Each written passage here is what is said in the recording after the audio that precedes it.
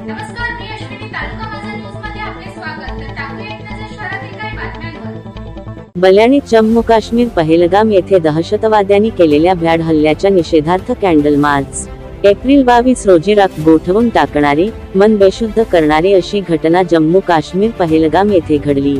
Mini Switzerland म्हणून ओळखल्या जाणाऱ्या या आपल्या काश्मीरमध्ये पाकिस्तान पुरस्कृत अतिरेक्यांनी 28 हिंदूची निर्घृण हत्या केली. संपूर्ण देशाला हादरवून टाकणारी ही घटना होती.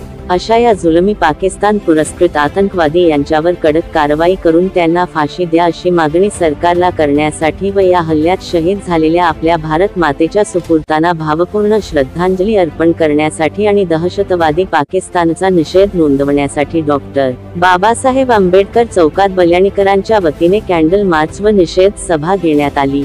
यावेळी माजी नगरसेविका श्रीमती शारदाताई गायकवाड, माजी नगरसेवक मयूर पाटील, नजीफ रईस, संतोष शिंगोळे, हेमंत गायकवाड, विनायक भगत, मुन्ना रईस, संदीप गायकवाड, महेश पाटील, सुब्रराव खराडे तसेच टिटवाळा पोलीस स्टेशनचे वरिष्ठ पोलीस निरीक्षक सुरेश कदम, पोलीस उपअधीक्षक शिंदे आणि पोलीस स्टेशनचे कर्मचारी आणि SRP जवान आणि बल्याणीकर नागरिकांनी भावपूर्ण श्रद्धांजली अर्पण करून निषेध सभेसाठी मोठ्या प्रमाणात उपस्थिती दर्शविली होती. तर उपस्थितांनी आपले मनोगत व्यक्त करीत दहशतवादी आतंकवादी यांनी केलेल्या भ्याड हल्ल्याचा निषेध करीत यांना फाशीची शिक्षा द्या अशी मागणी केली.